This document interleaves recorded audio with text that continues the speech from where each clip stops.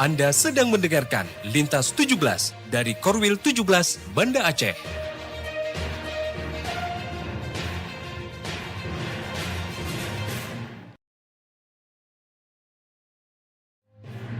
Pukul 17 waktu Indonesia Barat. Soal perjuangan ke pusat, apapun yang diminta oleh pemerintah Aceh, Delon sebagai wakil Aceh siap memperjuangkan. Saatnya kita dengarkan dan kita saksikan Lintas 17. Informasi aktual dari seluruh penjuru Aceh. Kejaksaan Tinggi Aceh menuntut 40 orang bandar narkoba dengan ancaman hukuman mati. Kabupaten Aceh Singkil Provinsi Aceh dengan menyediakan anggaran sebesar 25 miliar rupiah. Inilah Lintas 17 bersama Korwil 17 Banda Aceh.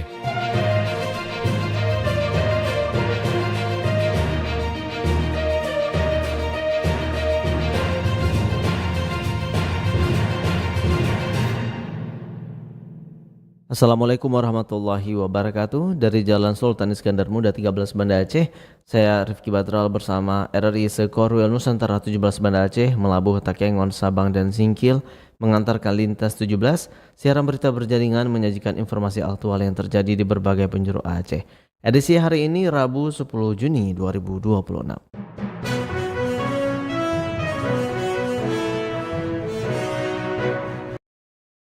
Berita utama yang dapat Anda simak sore ini diantaranya, Mu'alim minta percepatan pemulihan sawah dan infrastruktur. Gemuka Aceh Singkil siap menempuh jalur hukum kepada Pemkab jika jadub tidak didistribusi sesuai kesepakatan.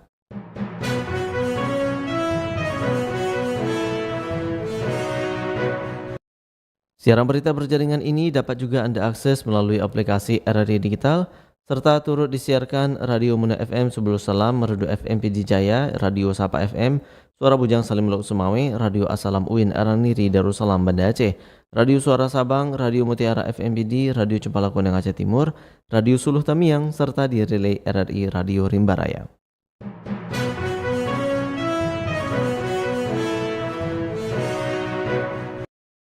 Baiklah saudara, berita pertama kami mulai dari Kutaraja, Banda Aceh.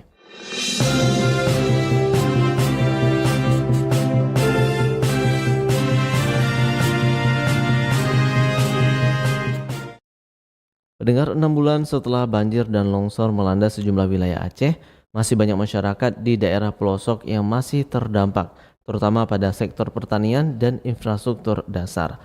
Selengkapnya dilaporkan kontributor RRI Banda Aceh, Putra. Gubernur Aceh, Muzakir Manaf menyampaikan masih banyak hal yang harus diselesaikan dalam pemulihan pasca bencana banjir dan longsor di Aceh. Hal tersebut disampaikannya di hadapan Menteri Dalam Negeri, Muhammad Tito Karnavian, dalam rapat koordinasi dan evaluasi pemulihan pasca bencana yang digelar di kantor Gubernur Aceh, Selasa 9 Juni 2026.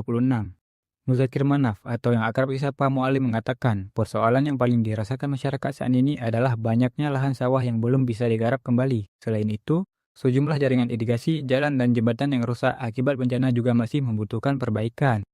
Paling urgent saya rasa masalah sawah yang masih belum bisa dibakar, plus juga irigasi, jembatan dan rehabilitasi. Menurutnya, kondisi sungai di beberapa daerah juga perlu segera ditangani. Jika tidak dibenahi, sungai yang dangkal dan mengalami sedimentasi berpotensi menyebabkan banjir kembali saat musim hujan tiba. Mu'alim menegaskan bahwa percepatan pemulihan tidak bisa dilakukan sendiri oleh pemerintah Aceh. Karena itu, ia berharap dukungan dan kerjasama yang kuat dari pemerintah pusat agar berbagai kerusakan yang masih ada dapat segera diperbaiki. Dari Banda Aceh, kontributor Putra melaporkan. Pendengar, Wali Kota Banda Aceh, Liza Sadudin Jamal, Apeksi menyampaikan aspirasi terkait penataan pegawai pemerintah dengan perjanjian kerja P3K. Selengkapnya dilaporkan Tisi Maulida Putri. Wali Kota Banda Aceh Eliza Sadudin Jamal bersama para pengurus Asosiasi Pemerintah Kota seluruh Indonesia (APEKSI) menyampaikan aspirasi kepada Komisi 2 Dewan Perwakilan Rakyat DPR RI terkait penataan pegawai pemerintah dengan perjanjian kerja P3K maupun tenaga non-ASN. Pihaknya meminta kepada Menteri Pendayagunaan Aparatur Negara dan Reformasi Birokrasi Menpan RB agar P3K ditempatkan sesuai dengan kebutuhan analisis beban kerja di organisasi perangkat daerah daerah OPD. Menpan RB agar P3K ini dapat ditempatkan sesuai dengan kebutuhan analisis beban kerja di OPD berbasis asesmen yang dilakukan oleh pemerintah daerah, kabupaten, kota, dan provinsi. Karena seperti kami ini kan ada kebutuhan yang harus kita sesuaikan. Kami juga punya Banda Aceh Academy yang kita lakukan untuk meningkatkan kapasitas. Maka ada fleksibilitas di dalam penempatan P3K dan juga baik penuh maupun paruh waktu. Diharapkan penyampaian aspirasi oleh para pimpinan daerah dapat mendorong adanya kebijakan yang lebih adaptif, memperkuat kapasitas daerah, dan menjaga kualitas pelayanan publik yang menjadi hak masyarakat. Dari Banda Aceh, Tisi Melidia Putri melaporkan. Pendengar, RRI Banda Aceh dan UIN Araniri teken MOU kerjasama untuk memperkuat kolaborasi di bidang pendidikan, penyiaran, dan pemberdayaan masyarakat. Informasinya disampaikan Munjir Budiana. Lembaga Penyiaran Publik LPP Radio Republik Indonesia RRI Banda Aceh dan Universitas Islam Negeri UIN Araniri Banda Aceh menandatangani nota kesepahaman MOU tentang penyelenggaraan program Tridharma Perguruan Tinggi Penyiaran serta pengembangan sumber daya manusia. Penandatanganan kerjasama yang berlangsung di ruang Rektor UIN Araniri Banda Aceh tersebut dilakukan langsung oleh Rektor UIN Araniri Banda Aceh, Profesor Dr. Mujibur Rahman MAG, dan Kepala LPP RRI Banda Aceh Muhsin Zain SE. Kegiatan tersebut juga turut dihadiri oleh sejumlah pejabat di lingkungan UIN Araniri Banda Aceh dan jajaran pejabat RRI Banda Aceh. Kerjasama tersebut menjadi langkah strategis kedua lembaga dalam memperkuat sinergi di bidang pendidikan, pengabdian kepada masyarakat, penyiaran publik, penelitian, hingga pengembangan kompetensi sumber daya manusia. Rektor UIN Araniri Banda Aceh Profesor Dr. Mujibur Rahman MAG menyampaikan kerjasama itu membuka peluang besar bagi kedua institusi untuk menghadirkan berbagai program yang bermanfaat bagi masyarakat. Ia mengatakan berbagai program yang akan dikembangkan nantinya diarahkan untuk memberikan pencerahan dan edukasi kepada masyarakat melalui media penyiaran. Program-program tersebut mencakup penyebar luasan informasi, edukasi publik, serta penguatan literasi masyarakat melalui siaran radio. Kami sangat bersyukur kita telah dapat melaksanakan penandatanganan MOU antara Universitas Islam Negeri Araniri Banda Aceh dengan Lembaga Penyiaran Publik RRI Provinsi Aceh. Mudah-mudahan dengan adanya MOU yang sudah kita laksanakan pada hari ini, ke depan banyak program bersama yang bisa kita laksanakan. Dan mudah-mudahan berbagai program ini nantinya kita diskusikan kembali. Kita memprediksikan banyak hal yang bisa kita lakukan yang akan kita berikan katakanlah dalam rangka pencerahan peradaban kepada masyarakat. Sementara itu, Kepala RRI Banda Aceh Muhsin Zain SE mengatakan kerjasama yang terjalin tidak hanya mengakomodasi kepentingan kedua institusi, tetapi juga mengedepankan kepentingan publik sebagai prioritas utama. Memang banyak program-program yang insya Allah dapat kita gulirkan bersama, tentunya untuk kepentingan publik. Di samping kepentingan RRI dan kepentingan UIN Araniri, kepentingan publik adalah yang utama. Akan kami sasar mulai dari anak-anak sampai ke dewasa, mulai nelayan sampai ke petani, itu akan coba kami garap secara bersama nanti, tentunya dengan UIN dan UIN yang bisa menghadirkan narasumber yang berkompeten di bidang tersebut yang RRI punya kewajiban juga untuk menyiarkannya. Adapun ruang lingkup kerjasama yang disepakati dalam MOU tersebut meliputi pendidikan dan pengabdian kepada masyarakat, pengembangan kompetensi SDM, kolaborasi penyiaran dan publikasi informasi, dukungan terhadap kegiatan akademik dan penelitian, serta pemanfaatan platform media untuk edukasi masyarakat. Dari Banda Aceh, reporter Munjir Budiana melaporkan. Dari Kota Raja Banda Aceh, lintas 17 menuju Bumi Teguh Umar Melabuh.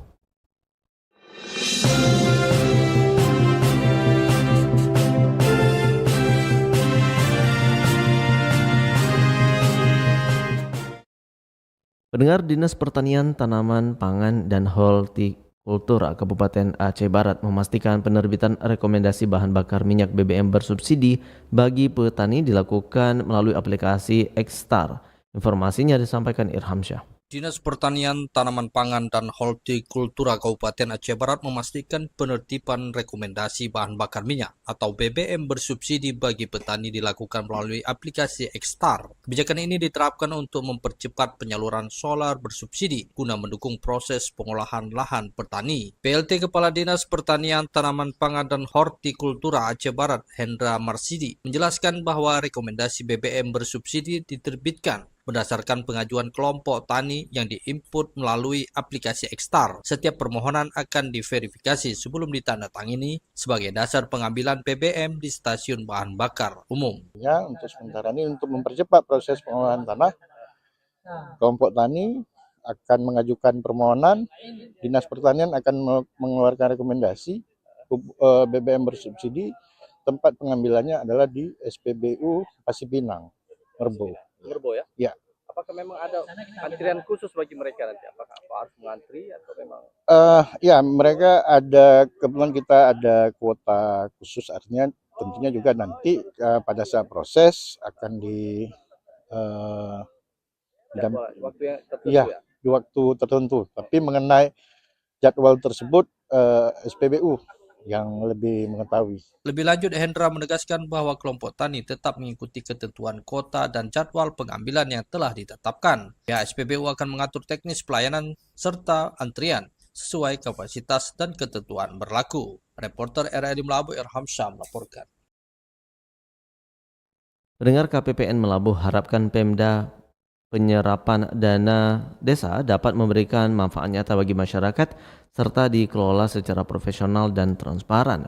Berikut laporan Arif Rizalul. Kantor Pelayanan Perbendaharaan Negara KPPN Melabuh mencatat realisasi penyaluran dana desa tahap 1 dan tahap 2 semester 1 tahun anggaran 2026 di wilayah kerja terus berjalan. Kepala KPPN Melabuh Linggo Suprangono mengatakan untuk penyaluran dana desa tahap 1 Kabupaten Aceh Barat memiliki 321 desa dengan pagu anggaran sebesar 89 miliar rupiah. Kemudian Kabupaten Semelu sebanyak 138 desa dengan pagu anggaran 38 miliar rupiah. Kabupaten Aceh Jaya sebanyak 222 desa dengan pagu anggaran 25 miliar rupiah. Total pagu dana desa 4 kabupaten tersebut di wilayah kerja KPPN Melabuh mencapai 235 miliar rupiah dengan realisasi penyaluran tahap 1 sebesar 98 miliar rupiah. Sementara itu untuk penyaluran dana desa tahap 2 Kabupaten Aceh Barat tercatat sebanyak 157 desa telah menerima penyaluran dengan realisasi sebesar 26 miliar rupiah, sedangkan 164 desa lainnya masih belum tersalurkan. Sedangkan Kabupaten Semelu sebanyak 91 desa telah menerima penyaluran dengan realisasi 14 miliar rupiah dan masih terdapat 47 desa yang belum tersalurkan. Kemudian Kabupaten Aceh Jaya mencatat realisasi penyaluran tahap 2 sebesar 26 miliar rupiah dengan 6 desa yang belum tersalurkan. Dan Kabupaten Nagan Raya telah menyalurkan dana desa tahap 2 sebesar 3 miliar rupiah dan masih terdapat dana yang belum tersalurkan sebesar 196 juta rupiah.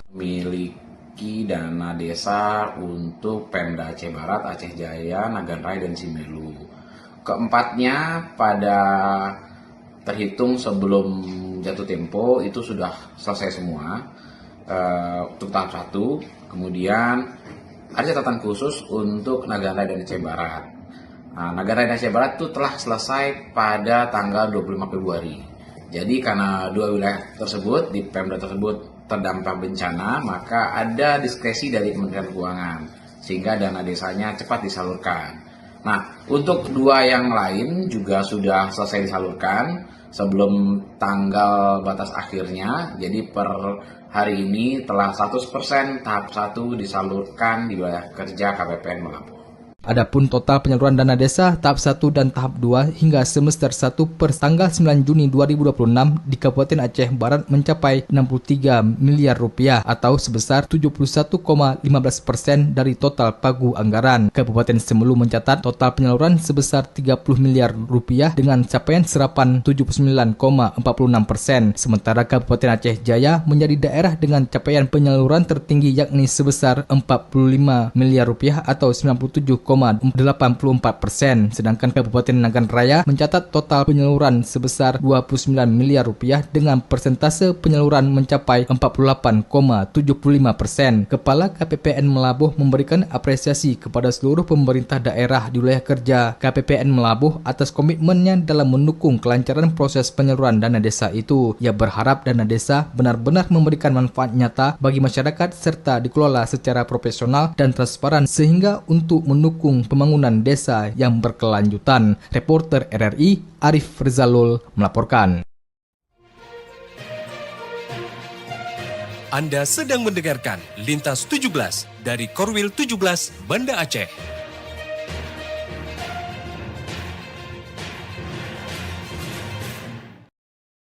Pendengar, pemerintah daerah Bener Meriah gelar pertemuan koordinasi dan kerjasama lintas sektor untuk memperkuat sinergi dalam mencegah kekerasan terhadap perempuan dan anak. Selengkapnya disampaikan Alfi Sahrin. Pemerintah daerah Bener Meriah gelar pertemuan koordinasi dan kerjasama lintas sektor untuk memperkuat upaya pencegahan kekerasan terhadap perempuan, kekerasan terhadap anak, tindak pidana perdagangan orang, anak berhadapan dengan hukum, serta perkawinan anak. Kepala Dinas DP3 AKB Bener Meriah Edi Jaswin menjelaskan, kegiatan itu bertujuan memperkuat koordinasi antar instansi dan pemangku kepentingan dalam melindungi perempuan dan anak, sekaligus meningkatkan penyebarluasan informasi mengenai kebijakan perlindungan perempuan dan anak. Selain itu, forum tersebut diharapkan dapat meningkatkan pemahaman masyarakat terkait pencegahan kekerasan, perdagangan orang, dan perlindungan anak, serta menjadi wadah untuk mengevaluasi tren kasus dan merumuskan kebijakan yang lebih efektif. Bupati Bener Meriah melalui Asisten 1 Khairmansah menegaskan, pemerintah daerah berkomitmen menciptakan lingkungan yang aman dan ramah bagi perempuan dan anak. Alfi Sahrin, RRI Takengon, melaporkan. Masih dari Takengon, pendengar, para peserta terbaik telah terpilih dalam seleksi Olimpiade Siswa Nasional maupun Lomba Keterampilan Siswa Nasional bagi peserta didik berkebutuhan khusus tingkat Aceh Tengah dan Bener Meriah. Selengkapnya dilaporkan Fitra Jayadi. Kegiatan seleksi Olimpiade Olahraga Siswa Nasional O2SN dan Lomba Keterampilan Siswa Nasional LKSN, peserta didik berkebutuhan khusus PDBK tingkat MKKS PKLK Wilayah 5 Aceh Tengah dan Bener Meriah 2026 resmi ditutup. Acara penutupan berlangsung dengan penuh semangat dan antusiasme tinggi di Sekolah Luar Biasa SLB Negeri Kebayakan, Takengon, Aceh Tengah, Selasa sore. Kasih Pengembangan Mutu Guru dan Tenaga Pendidik Cabang Dinas Pendidikan Wilayah Aceh Tengah Basri Hasan mengatakan, ajang ini menjadi wadah bagi peserta didik untuk menunjukkan kemampuan terbaik di bidang olahraga dan keterampilan. Kegiatan tersebut sekaligus menjadi tahap seleksi untuk menentukan wakil wilayah 5 yang akan melaju ke tingkat Provinsi Aceh. Kegiatan serupa menjadi bagian dari upaya pengembangan bakat, minat, dan kompetensi peserta didik berkebutuhan khusus. Mudah-mudahan anak-anak kita tingkat SLB bisa bersaing di tingkat provinsi dan tidak tertutup kemungkinan boleh jadi tingkat nasional. Untuk mendapat motivasi yang demikian, maka guru-guru kita harus bekerja keras dan bekerja bersama. Mudah-mudahan anak-anak kita akan mendapat cita-cita yang mereka impikan. Sementara itu, Ketua MKKS Wilayah 5 Eko Sutrimo menyampaikan apresiasi dan terima kasih kepada dukungan semua pihak, termasuk kehadiran perwakilan dari pemerintah Kabupaten Aceh Tengah. Kami sangat berterima kasih sekali dengan penutupan acara O2SN dan LKSN PDBK. Kami sangat mengucapkan terima kasih sekali karena Pemda juga sudah berpartisipasi dalam kegiatan O2SN, LKSN PDBK Wilayah 5 Aceh Tengah dan Bener Meriah. Seleksi Olimpiade Olahraga Siswa Nasional O2SN dan Lomba Keterampilan Siswa Nasional LKSN bagi peserta didik berkebutuhan khusus menjadi salah satu ajang yang sangat dinanti pelaksanaannya. Para peserta didik telah berjuang untuk memberikan yang terbaik pada setiap cabang lomba, di mana anak-anak ini berasal dari SDLB, SMPLB maupun SMALB dari 2 kabupaten berhawa sejuk tersebut. Fitra Jayadi, RRI Takengon, melaporkan. Dari Takengon, pendengar, kini kami ajak Anda menuju 0 km Indonesia, Pulau W.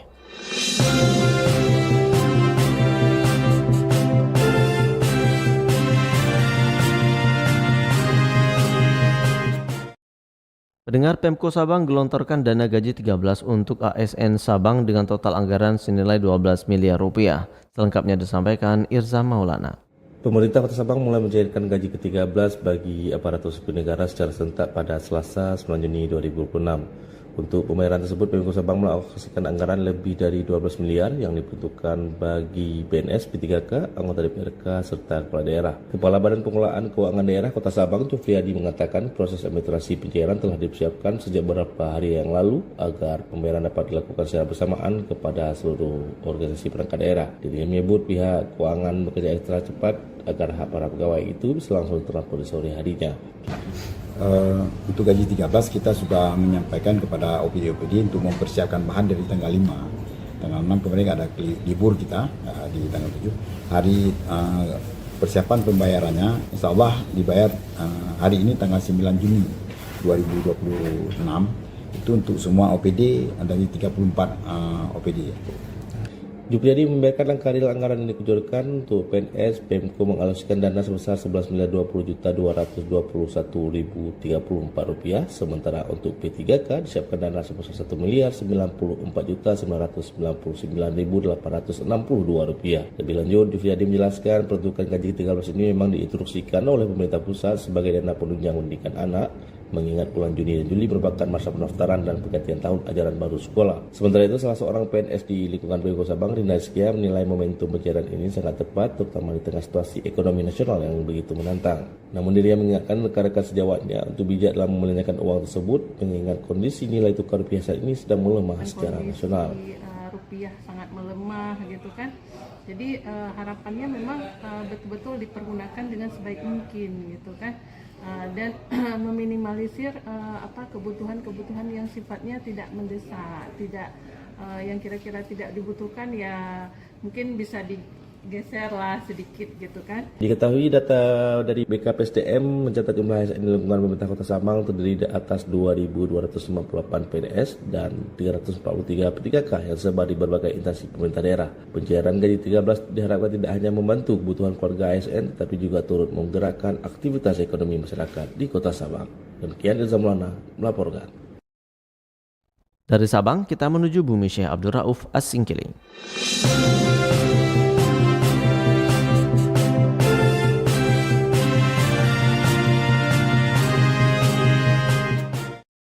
Pendengar penyintas banjir di Kabupaten Aceh Singkil yang tergabung dalam Gerakan Masyarakat Kemukiman Pemuka Gemuka Aceh Singkil menyatakan siap menempuh jalur hukum terhadap pemerintah kabupaten setempat jika bantuan jatah hidup atau jadub mereka tidak terrealisasikan dalam kurun waktu yang telah disepakati.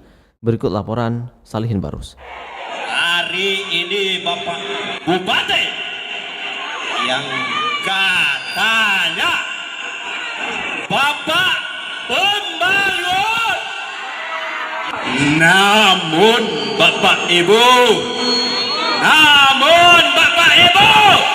orang-orang tua kami yang rela mengorbankan pencariannya hari ini gara-gara kinerja pemerintah yang tidak bagus, betul. Terbang hari ini yang harusnya mereka mencari nafkah demi kelalaian Bapak Ibu, demi kelalaian yang katanya Bapak Pembangunan. Penyintas banjir di Kabupaten Aceh Singkil yang tergabung dalam Gerakan Masyarakat Kemukiman Pemuka atau Gemuka Aceh Singkil mengancam siap menempuh jalur hukum terhadap pemerintah kabupaten setempat jika bantuan jatah hidup atau jadub mereka tidak terrealisasikan dalam kurun waktu yang telah disepakati sebelumnya. Pernyataan tersebut diungkapkan Ketua Gerakan Masyarakat Kemukiman Pemuka atau Gemuka Aceh Singkil Rasuluddin seusai menerima surat pernyataan tentang penyaluran bantuan jadub tahap 2 dan tahap 3 dan seterusnya yang ditandatangani oleh Bupati Aceh Singkil Haji Sapriadi Oyon Senin 8 Juni 2026. Dikatakannya jika jumlah data calon penerima berubah dan bahkan bantuan jadub tidak cair, pihaknya siap menempuh ke jalur hukum. Kami sudah sampaikan kepada seluruh massa atau masyarakat Kabupaten Aceh Singkil bahwasanya mulai hari ini dengan perjanjian 3 bulan, tapi mulai hari ini kami dari Gemuka tetap mengawal hal surat tersebut agar pencairan ini terrealisasi dan tepat sasaran. Jumlah penerima tadi kurang lebih sekitar 8.000 700 sekian. Itu gimana Bang? Proses pencairannya apa sekaligus atau bagaimana tadi? Kalau menurut pandangan kami yang 7.000, yang 8.000 sekian ini, yang 8.700 sekian ini sudah mencapai. Mungkin tidak ada lagi tahap ketiga. Mungkin ini hanya tahap kedua, selesai semua. Jika nanti jumlahnya ternyata berubah, jumlah penerimanya berubah bagaimana? Kita akan tuntut bupati. Dalam bentuk apa tuntutannya? Ya sesuai prosedur yang berlaku lah. Karena surat dia itu ya berbadan hukum. Dia teken dengan cap. Nanti kita pelajari lagi. Ranah hukum Pak ya? Ya, tetap ranah hukum. Bahkan tegas Rasrudin, seluruh masyarakat yang tergabung dalam gerakan masyarakat kemukiman pemuka atau Gemuka Aceh Singkil ini akan mengawal realisasi komitmen dari pemerintah daerah untuk memperjuangkan bantuan jatah hidup atau jaduk bagi warga yang terdampak banjir sebelumnya. Di tempat terpisah, Bupati Kabupaten Aceh Singkil Haji Sapredi Oyon melalui pelaksana tugas PLT Kepala Dinas Sosial Ali Hasmi Pohan mengatakan pemerintah daerah terus berkomitmen akan memperjuangkan agar warga yang tercatat sebagai penyintas banjir dan longsor di Aceh Singkil tersebut mendapatkan bantuan jatah hidup atau jaduk tahap berikutnya. Di mana menurut Ali Hasmi Pohan, progres terkini pihaknya terus berkoordinasi dengan pihak pemerintah pusat melalui tim Satuan Tugas Rehabilitasi dan Rekonstruksi untuk memperjuangkan hak-hak warga yang terdampak banjir di Aceh Singkil. Berarti belum dipastikan akan cair?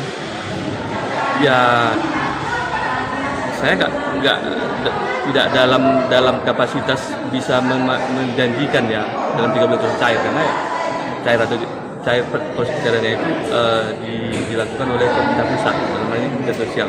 Yang jelas kita dari pemerintah daerah tetap berusaha secara semaksimal mungkin agar hak-hak masyarakat penyintas banjir ini terrealisasi. Bahkan Ali Hasmi Pohan menerangkan berdasarkan data yang mereka terima dari masing-masing desa atau kampung yang sebelumnya tercatat terdampak banjir, seluruhnya telah diusulkan menjadi calon penerima manfaat program bantuan jatah hidup atau jaduk dari pemerintah pusat, di mana ada terdapat 8.701 kepala keluarga yang masuk dalam data korban terdampak banjir sebagai calon penerima manfaat bantuan jaduk tahap 2. Kemudian ketika disinggung soal jadwal realisasi dan jumlah penerima manfaat bantuan yang akan disalurkan oleh pemerintah pusat melalui Kementerian Sosial RI, Ali Hasmi Pohan tidak dapat menegaskan dan menjamin seluruh usulan mereka terakomodir. Demikian Salihin Barus melaporkan.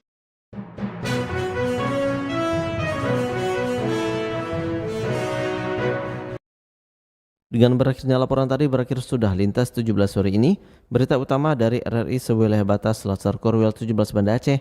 Atas perhatian Anda kami ucapkan terima kasih. Wassalamualaikum warahmatullahi wabarakatuh. Sekali di udara, tetap di udara. Demikian Lintas 17 sore ini. Produksi Korwil 17 Banda Aceh.